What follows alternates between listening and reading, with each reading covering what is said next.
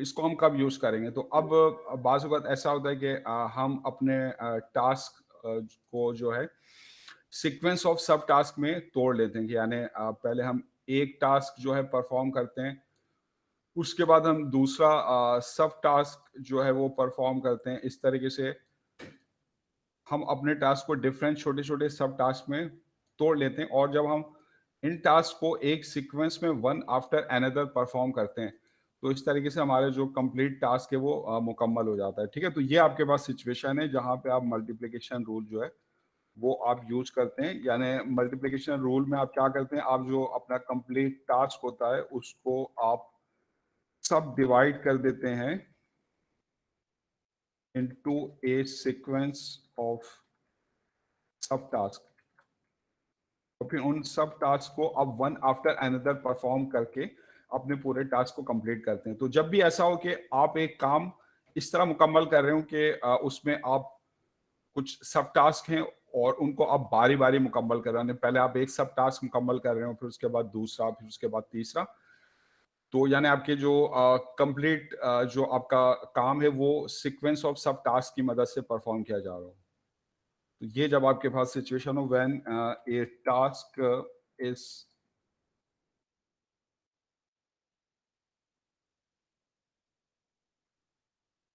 performed in a sequence one after another।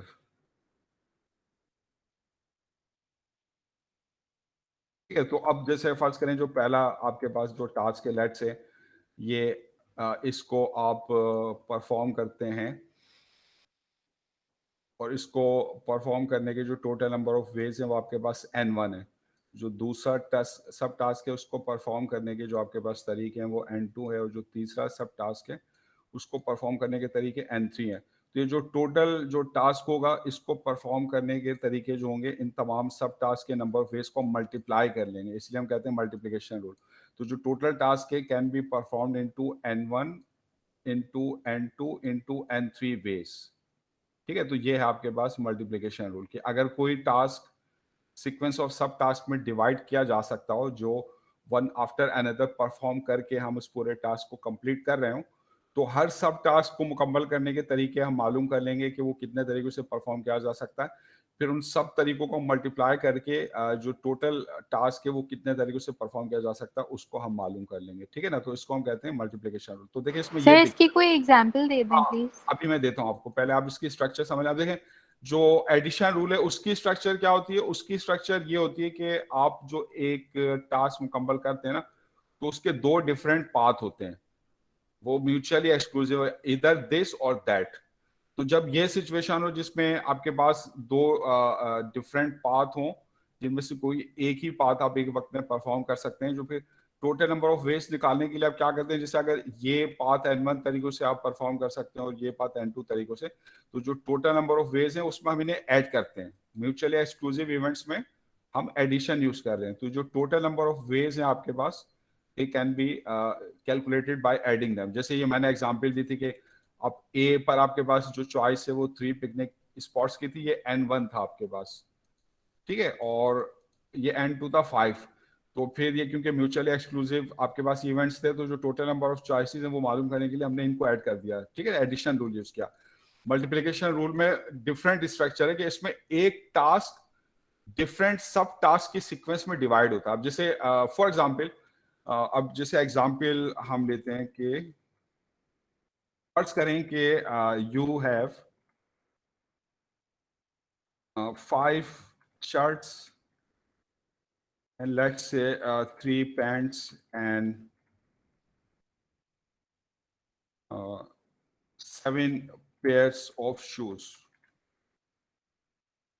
ठीक है, तो अब आप एक तकरीब में आप जाना चाहते हैं, तो आपका जो आप कितने तरीकों से जो है अपनी शूटिंग कर सकते हैं। आपका जो एक वन सूट जो है इट विल कंप्राइज, या वन शूटिंग जो है दैट विल सर कंप्राइज। हमारे पास 105 वेज होंगे सूट को वेयर करने का।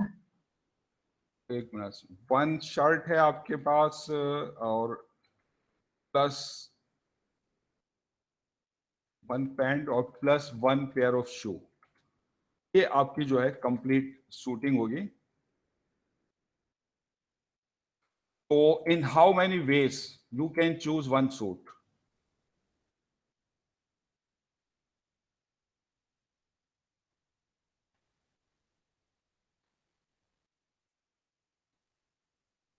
ठीक है, या कितनी शूटिंग पॉसिबल है, how many suitings are possible. तो अब देखें आपकी जो शूटिंग है ना, वो सब टास्क है वो कि पहले आप एक शर्ट मुंतखब कर लें, फिर एक पैंट और एक पेयर ऑफ शूज, और ये तीनों इवेंट्स जो ये म्यूचुअली एक्सक्लूसिव नहीं है, बल्कि यहाँ पे ये एक सीक्वेंस में आप चूज करें। अब सीक्वेंस आप चेंज कर सकते हैं, लेकिन इससे कोई फर्क नहीं पड़ा। असल चीज ये कि आप इनको one by one, one after another perform करके जो है अपनी एक शूटिंग कंप्लीट करेंगे, यानी ये आपका इवेंट होगा जिसको आप जो है कंप्लीट करेंगे। तो यहाँ पे जो आप मल्टीप्लिकेशन रूल यूज करें, मल्टीप्लिकेशन रूल के मुताबिक जो टोटल नंबर ऑफ वेज, जो टोटल नंबर ऑफ शूटिंग्स है वो कितनी पॉसिबल है, आप इन्हें मल्टीप्लाई कर लेंगे। Use multiplication rule.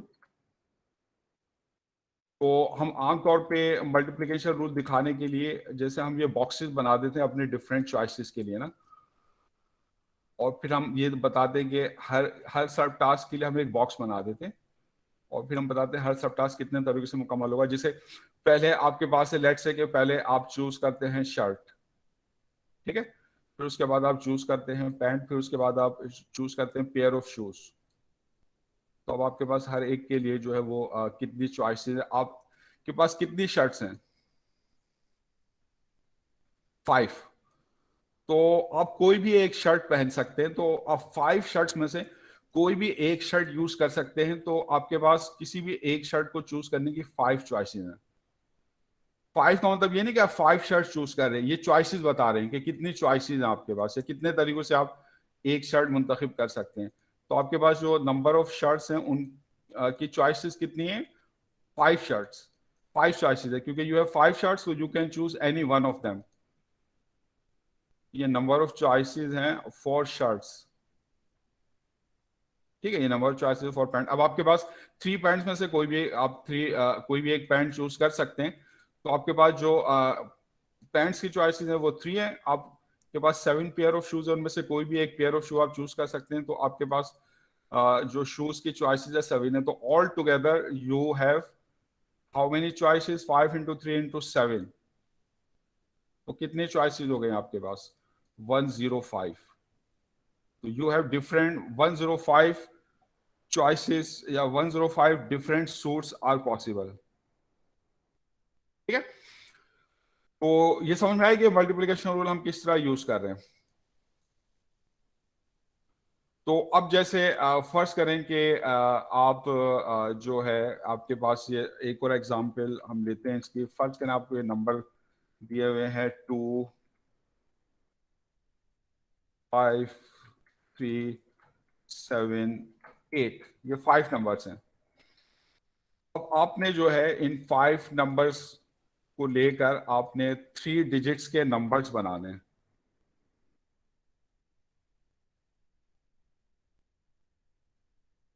3 digits number such that each number with no repetition, कोई इसका ना डिजिट रिपीट ना हो, ठीक है ना। जैसे मिसाल के तौर पे जैसे आप जो है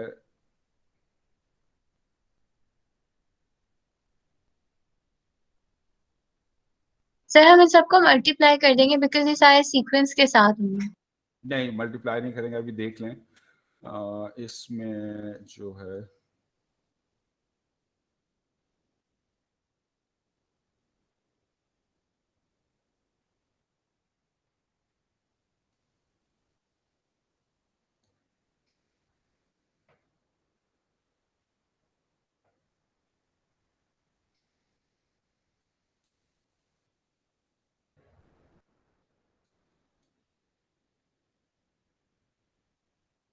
ठीक है। तो ये एक और एग्जांपल आपके पास, ये लेट्स से आपके पास डिजिट है 2, 3, 5, 7, 8, और इन 5 डिजिट्स को लेके you have to make 3 digits numbers without repetition. Digits number आपने बनाने विदाउट रिपीटिशन, उसमें कोई डिजिट रिपीट ना हो। मतलब अब जैसे आपने इसमें से 2 ले लिया,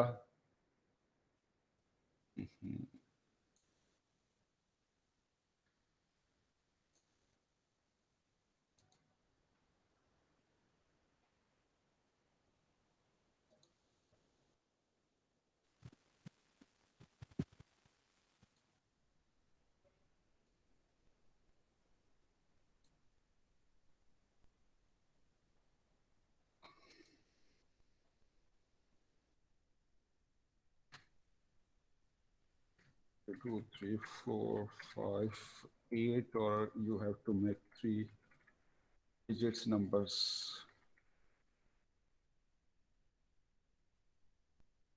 कितने 3 डिजिट्स नंबर बना सकते हैं विदाउट रिपीटेशन? इसमें कोई डिजिट एक से ज्यादा दफा जो सर है वो स्क्रीन नहीं शो कर रहे थे आप? स्क्रीन नहीं शो हो रही है। स्क्रीन शो हो रही है? नहीं हो रही है? नहीं हो रही है सर, हो रही है। हो रही है सर, हो रही है सर। मैं रिफ्रेश करती हूँ फिर कुछ।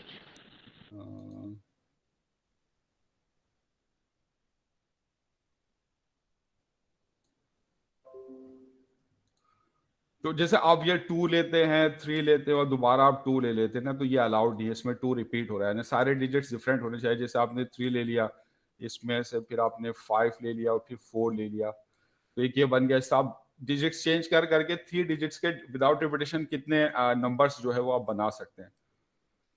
तो अब इसमें आपके पास जैसे फर्ज करें कि ये आपके पास जो है यूनिट्स डिजिट है, आपके पास ये आपके पास टेंस डिजिट है, और ये आपके पास जो हंड्रेड्स डिजिट है। ठीक है, तो अब पहले आप यूनिट्स डिजिट को चूज करें। अब कितने आपके पास नंबर्स अवेलेबल हैं? 5। कितनी चॉइसेस आपके पास? 5। अच्छा, अब यहाँ पे जो भी नंबर आपने यूज कर लिया उसको आप टेंस डिजिट की पोजीशन पर रिपीट नहीं कर सकते। तो अब जैसे लेट से आपने 5 चूज कर लिया था, तो अब बाकी आपके पास कितने नंबर्स बच जाएंगे, कितनी चॉइसेस बच जाएंगी? 4। तो बाकी 4 चॉइसेस में से कोई भी एक नंबर आप यहाँ पे चूज कर सकते हैं। तो जो टेंस डिजिट पे नंबर है उसको चूज करने के कितने तरीके आपके पास? 4। एंड फॉलोइंग दैट फिर जो 2 नंबर आपने यहाँ पे चूज कर लिया आउट ऑफ 5, उनको तो आप चूज नहीं करेंगे क्योंकि रिपीटिशन अलाउड नहीं है। बाकी जो 3 बच गए हैं उनमें से आप कोई भी एक नंबर यहाँ पे यूज कर सकते हैं। तो हंड्रेड्स डिजिट के लिए आपके पास चॉइसेस कितनी है? 3। तो all together by using multiplication rule, जो total number of 3 digits number से विदाउट रिपीटेशन कितने पॉसिबल आप इन्हें मल्टीप्लाई कर लेंगे तो ये 60 नंबर्स आप बना सकते हैं। सर स्क्रीन शो सर नहीं हो ये रही। समझ नहीं आया। सर ये टेंस आपके कैसे, 4 ऑप्शंस कैसे हैं? आप के पास कितने नंबर्स हैं? 5 गिवन है। इनमें से आपने जो अपने डिजिट्स लेने हैं, तो पहला यूनिट्स डिजिट आप कितने तरीकों से मुंतखब कर सकते हैं? कितनी चॉइसेस अभी आपके पास? आप 2 3 4 5 8 5 नंबर में से कोई भी यहाँ पे चूज कर सकते हैं ना। तो ये बॉक्स के अंदर मैं क्या दिखा रहा हूँ? Number of choices. बात समझ में आ रही है? ऊपर मैंने आपको बता दिया है। सर ये तो थोड़ा unit- शुरू से ये वाला करा दें, ये वाला एग्जांपल जो है सर, ये समझ नहीं आई सही। आपके पास ये नंबर्स आपको गिवन है 2 3 4 5 8। तो इन नंबर्स में से आप कोई से भी 3 तो नंबर्स हमारे पास लेकर 60 नंबर्स आएंगे ना, 60 वेज आएंगे without 60 repetition. Different 3 digit numbers आप बना सकते हैं यस विदाउट सर, रिपीटेशन। ठीक है ना? यस तो सर। ये जो 5 आपको नंबर्स दिए हुए, इनमें से कोई से भी 3 चूज करके आप 3 डिजिट वाले नंबर्स इस तरह बनाए कि उसमें कोई भी नंबर रिपीट ना हो। जैसे मैं इसमें से 2 और 3 और फिर 2 को लेकर 232 बना सकता हूं, लेकिन ये क्योंकि इसमें 2 रिपीट हो रहा है ना, तो इसलिए ये अलाउड नहीं है। सारे डिजिट डिफरेंट होने चाहिए। 3 5 4 ले सकते हैं, और अब 1 2 1 क्योंकि इसमें है ही नहीं, तो ये नहीं बना सकते आप इन्हीं डिजिट्स में से अपने 3 डिजिट्स वाले नंबर बनाएंगे। ठीक है ना? तो अब 3 डिजिट्स वाले आप कितने नंबर्स, कितने मुख्तलिफ नंबर्स बना सकते हैं जिसमें कोई रिपीटेशन ना हो? समझ गए प्रॉब्लम क्या है? सर सबसे आखिरी डिजिट में मतलब 5 नंबर आएंगे, क्योंकि आपने एक यूज कर लिया तो फिर 4 बच जाएंगे, फिर आपने वो भी यूज कर लिया तो फिर 3 बच तीन जाएंगे। बच जाएंगे। तो ये नंबर ऑफ चॉइसेस है। अब इसमें हम सबसे पहले देखेंगे जो यूनिट्स डिजिट है, वंस डिजिट, उसको मुंतखब करने के कितने तरीके, कितने तरीकों से मैं यूनिट्स डिजिट पे कोई भी नंबर ले सकता हूं। तो इन 5 में से आप कोई भी ले सकते हैं। तो कितनी चॉइसेस है? सर एक बात क्लियर कर दें, 5। मतलब कि अगर हमने एक नंबर एक फॉर्मेट में यूज कर लिया, जैसे अगर 232 अगर 354 यूज कर लिया है, तो अब ये 3 किसी और नंबर में भी नहीं आना चाहिए। नहीं नहीं, मतलब ये जो आप एक नंबर ले रहे हैं इसके अंदर 3 रिपीट ना हो, किसी दूसरे नंबर में 3 बना सकते हैं आप, जैसे 354 बना लिया, फिर आपने 328 बना लिया। तो साहब ये तो Okay, डिफरेंट sir. नंबर्स है ना, तो किसी एक Sir, नंबर में रिपीटिशन की बात कर रहा है वो। सर किसी पिछली एग्जांपल जो थी आपने वो वाली कराई थी ना, सूट वाली। जी, वो सूट वाली थी, अब ये नंबर्स वाली है, सही है। तो अब सर देखिए वो विथ रेपिटेशन थी या वो विदाउट थी? देखिए उसमें तो सारी शर्ट्स ही आपके पास डिफरेंट है ना, तो अब जाहिर बात है आप उनमें से कोई भी एक शर्ट ले लें, उसके बाद तो अब आप दूसरी शर्ट तो नहीं पहनेंगे ना, अब आप पैंट का इंतखाब करेंगे। एक सूट करना है ना, उसमें एक शर्ट होगी, एक पैंट होगी और एक आपके पास पेयर ऑफ शू है, तो क्योंकि हर चीज उसमें एक एक दफा ही आ रही तो वो रिपीट तो नहीं हो सकती ना। बात क्लियर है? ठीक है। तो अब इसमें देखें जो यूनिट्स, ये समझ गया, यूनिट्स डिजिट में आपके पास कितनी चॉइसेस है? 5। फिर आपने जो एक नंबर यहां पर यूज कर लिया, आप उसको यहां पर जो टेंस की डिजिट्स की पोजीशन पे यूज नहीं कर सकते क्योंकि रिपीटिशन अलाउड नहीं है। तो अब आपके पास 5 में से एक नंबर यहां पे यूज हो गया, तो अब टेंस डिजिट के लिए आपके पास कितनी चॉइसेस होंगी? 4। फिर जब आपने 2 नंबर्स यहां पे यूज कर लिए, तो उन दोनों नंबर्स को आप हंड्रेड्स पोजीशन पे यूज नहीं कर सकते, तो फिर यहाँ पे आपके पास कितनी चॉइसेस होंगी? 3। तो ऑल टुगेदर आपके पास टोटल नंबर ऑफ चॉइसेस कितनी होंगी? बाय यूजिंग मल्टीप्लिकेशन रूल आप इन्हें मल्टीप्लाई कर देंगे, क्योंकि ये जो काम आप कर रहे हैं ना, एक सीक्वेंस में कर रहे हैं, वन आफ्टर अनदर। ये म्यूचुअली एक्सक्लूसिव वाला केस नहीं है, उसमें तो ये होता है कि इधर दिस और दैट, इसमें वो बात नहीं है। इसमें ये जो काम है आपका एक सीक्वेंस में हो रहा है, तो जब भी आपका काम एक सीक्वेंस में हो, वन आफ्टर अनदर हो, तो remember you have to use multiplication. हमेशा सर तो इसके अंदर जो स्टार्टिंग जो आप कर रहे हैं वो आपने बिल्कुल राइट से की है ना? स्टार्टिंग हम यूनिट्स डिजिट से करेंगे ना, यहाँ से इंतखाब करेंगे, ठीक है, यहाँ से नहीं करेंगे हंड्रेड्स डिजिट से, यूनिट से करेंगे, फ्रॉम राइट टू लेफ्ट, ठीक है। अब अगर फर्स्ट करें इसमें रिपीटिशन अलाउड होती, यही आप 3 डिजिट्स के नंबर जो है वो बना रहे होते, सर रिपीटिशन। सर मुझे 100 में 3 वाला नहीं समझ आया। 100 प्लेस पे हम सिर्फ 3 क्यों डाल सकते हैं? 3 चॉइसेस हैं, क्योंकि आप 2 नंबर तो आपने यहाँ पे मुंतखब कर लिए, क्या उनको आप यहाँ पे मुंतखब कर सकते हैं? अच्छा, मतलब ऐसे जा सकते हैं, ठीक है। रिपीटिशन है ना, रिपीटिशन अलाउड नहीं है, तो इस वजह से आपके पास जो 2 पहले नंबर यूज हो गए आप उनको यूज नहीं कर सकते। जैसे फर्स्ट करें यहाँ पे आपने 5 यूज कर लिया और 100 डिजिट पे आपने 2 यूज कर लिया, अब 2 और 5 को अब यहाँ पे यूज नहीं कर सकते। हाँ, 3 को कर सकते हैं, 4 को कर सकते हैं, 8 को कर सकते हैं, बाकी बचे हुए 3 में से किसी को भी सर कर अगर विथ रेपिटेशन होता तो हम फिर 5 का क्यूब ले लेते ना। हाँ, अब विद रिपीटिशन में आपके पास जो है 125 सर। आपके पास मतलब Repetition सर मतलब हमने जिन नंबर्स को वंस अब वंस सर डिजिट में जो नंबर है उसको आप यूज कितने जो नंबर यूज हो गए हैं सर, वो जिन दोबारा वंस या यूज कर टेंस में यूज हो गए हैं वो दोबारा फिर हंड्रेड्स में यूज नहीं होंगे, ये इसका मतलब है। रिपीटिशन का मतलब है होंगे, नॉन रिपीटिशन का मतलब है नहीं होंगे। अब यहाँ पे आप हाँ उनको सर, repeat नॉन रिपीटिशन का ही पूछ रही हूँ। मतलब यहाँ पे अगर आप जो है ये नंबर बना सकते हैं जिसमें तीनों 3 हो, 3 रिपीट हो रहा हो, 3 3 3 अलाउड है, ऊपर अलाउड नहीं था, इसमें आप ये बना सकते हैं 2 2 2 भी बना सकते हैं और 2 2 5 भी बना सकते हैं और 2 5 5 भी बना सकते हैं, यानी इसमें रिपीटिशन अलाउड है। तो इस तरह इसमें ज्यादा चॉइसेस हैं। तो अब इसमें जो आपके पास यूनिट पोजिशन पे जो नंबर है उसकी कितनी चॉइसेस है आपके पास? 5, सही है। फिर उसके बाद 10th डिजिट पर जो नंबर है आप वो नंबर भी यूज कर सकते हैं जो आप पहले कर चुके हैं, तो अगेन आपके पास 5 चॉइसेस हैं। और 100 डिजिट के लिए भी आपके पास कितनी चॉइसेस हैं? 5 चॉइसेस है। अब हर एक की चॉइसेस 5 है क्योंकि रिपीटिशन अलाउड है, तो जो total number of 3 digits number हैं जिसमें रिपीटिशन अलाउड होगी वो किसके बराबर होगी? 5 का क्यूब। तो वो आपके पास कितने हो जाएंगे? 125 नंबर्स। ऊपर 60 थे, ऊपर कम चॉइसेस थी। अब देखें इसमें मैं सिर्फ काउंट कर रहा हूं, मैं उन नंबर्स की लिस्टिंग नहीं कर रहा कि कौन कौन से नंबर है, क्योंकि अब 60 नंबर्स को लिखूंगा उसमें बहुत टाइम खर्च होगा, मुझे उसकी जरूरत नहीं है। मुझे सिर्फ काउंट करना है कि कितने तरीकों से ये काम किया जा सकता है। बात क्लियर है? इसमें कोई प्रॉब्लम है? जी जी, बात क्लियर है? क्लियर है सर। क्लियर है ना? तो अब समझिए यस सर, क्लियर है। एडिशन रूल आप कब यूज करेंगे? जब आपके पास कोई ऐसा काम हो जिसमें जो भी आप सब टास्क ले रहे हो वो म्यूचुअली एक्सक्लूसिव हो, यानी कोई एक कर सकते हो तो दूसरा नहीं कर सकते हो, उसमें सीक्वेंस में नहीं हो रहे हो इवेंट्स, बल्कि ईदर और वाली सिचुएशन हो कि या तो ये किया जाए या ये किया जाए। तो अगर ये सिचुएशन है आपके पास तो फिर वहां पे आप जो है एडिशन रूल यूज करेंगे। मल्टीप्लिकेशन रूल में क्या होता है? आपके पास ये सिचुएशन होती है कि आप एक काम एक सीक्वेंस में कर रहे होते हैं, उसको आप छोटे छोटे कामों में, सब टास्क में डिवाइड कर देते हैं और उनको वन आफ्टर अनदर आप परफॉर्म कर रहे होते हैं। तो जब भी आपके पास काम आपका एक सीक्वेंस में हो, वन आफ्टर अनदर हो, तो फिर वहां पे आप मल्टीप्लिकेशन रूल यूज करेंगे। अब फर्स्ट करें कि आप जो है आप जो एक तकरीब में आप एक ऑफिस में है और ऑफिस में आपको चॉइसेस दी हुई है कि आप तो टी ले लें या आप जो है कॉफी ले लें। तो ये जो चॉइसेस है ना, ये ऐसी नहीं कि आप दोनों ले सकते हो, ये म्यूचुअली एक्सक्लूसिव है। मतलब या तो आप टी ले सकते हैं या कॉफी ले सकते हैं, आप दोनों नहीं ले सकते, ठीक है ना। और तो यहाँ पे म्यूचुअली एक्सक्लूसिव केस है आपके पास, ठीक है।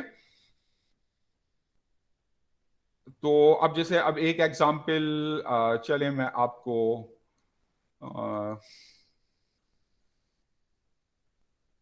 चलिए मेरे ख्याल से 2 एग्जाम्पल इससे बात वाजे हो गई है। अब आ जाए, अब ये जो आपके पास केस है ना मल्टीप्लिकेशन वाला, सर एक्सक्यूज मी सर एक रिक्वेस्ट करनी थी सर। आप अगर आज आपने जितना पढ़ाया सर आप यहीं तक रखें, आप प्लीज़ रिवाइज करा देंगे लेक्चर अगर एक दफ़ा, क्योंकि एग्जाम्स आने वाले हैं सर। आप वो तो मैंने आपको बताया ना, जो अब आपकी जो नेक्स्ट क्लास होगी ना उसमें रिवीजन होगा। बात समझ में आ रही है? बहुत ज्यादा नहीं हो जाएगा, मतलब प्रोबेबिलिटी पहले नहीं। अगर आप देखें आपके, अगर आप शुरू से सारी चीजों को अगर आप समझ के पढ़ रहे हैं ना तो कोई मसला नहीं है।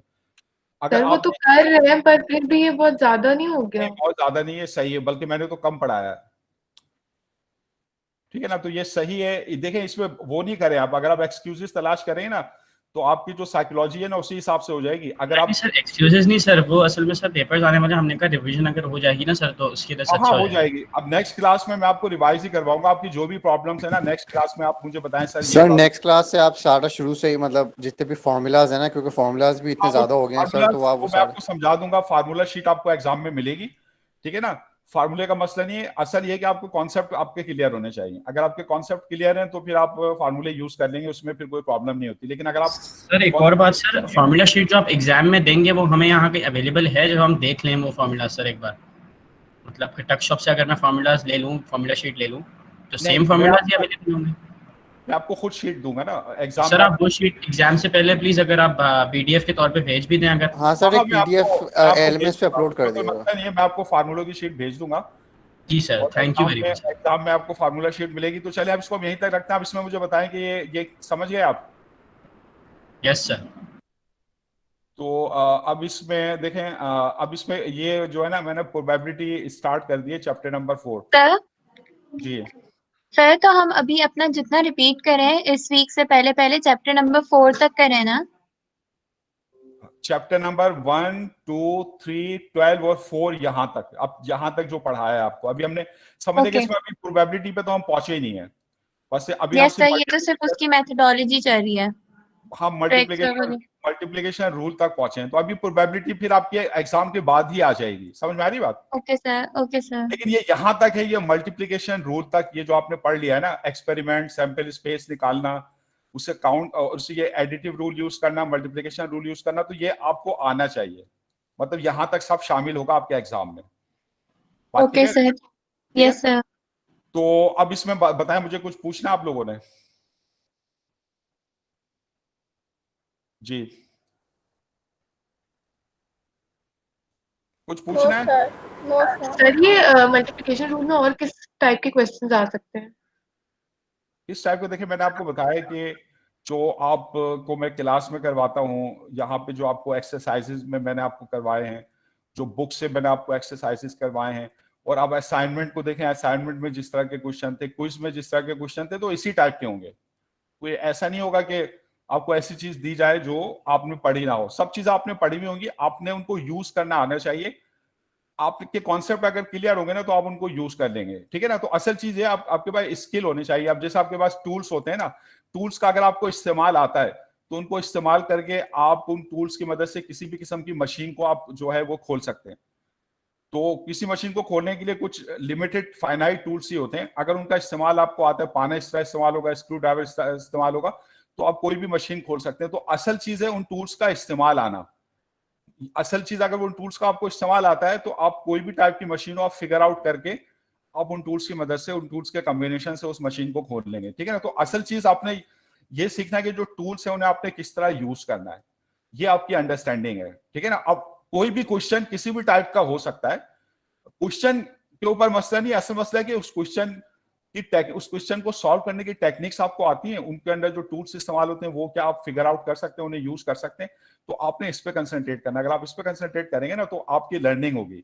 आपने सवालात को हल करना नहीं सीखना, आपने उन सवालात को हल करने के जो टूल्स है ना उनको इस्तेमाल करना सीखना है। उनको आप इस्तेमाल करना सीख लेंगे तो उन टूल्स के कॉम्बिनेशन से you can solve thousands of problems, ठीक है ना। अब अगर आप कार चलाना सीखते हैं तो उसके अंदर आपके पास लिमिटेड स्किल्स होती है ना। अगर आप 9-10 आपको स्किल्स आती हैं तो आप किसी भी तरह की कोई भी रोड हो, कितनी जंपी हो या उसमें किसी भी टाइप की रोड हो, तो आप उन स्किल्स को ही फिगर आउट करके उन्हीं स्किल्स को कंबाइन करके आप किसी भी किस्म की रोड पे अपनी कार चला सकते हैं। तो असल चीज क्या है, उन कार को चलाने के जो टेक्निक्स है वो आपको आती है, उन टेक्निक्स को आप जो है सीखेंगे और उसकी मदद से अब ये नहीं आप सीखेंगे कि इस टाइप की रोड है, रोड के ऊपर नहीं जाएंगे आप जाएंगे कि उन रोड्स के ऊपर जो गाड़ी आप चलाते हैं उन गाड़ी को चलाने के टूल्स जो हैं वो मैं किस तरह यूज करूंगा।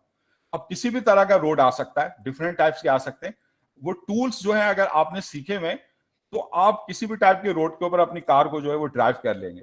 तो आप जो है वो आप रोड की कंस्ट्रक्शन पे नहीं जाएंगे, बात समझ आ रही है। रोड तो डिफरेंट टाइप्स के आप कंस्ट्रक्ट कर सकते हैं, यानी डिफरेंट टाइप्स की प्रॉब्लम हो सकती है। आप असल चीज तो आपके पास जो गाड़ी है ना, उस गाड़ी के अंदर स्किल कौन कौन सी रिक्वायर है, आप उन स्किल्स को सीखते हैं। बात समझ आ रही है, बात क्लियर हो रही है? जी सर, हो रही। चलें ठीक है, फिर मैं यहाँ पे क्लास खत्म करता हूँ। ओके, खुदा हाफिज। अल्लाह ओके हाफिज। सर।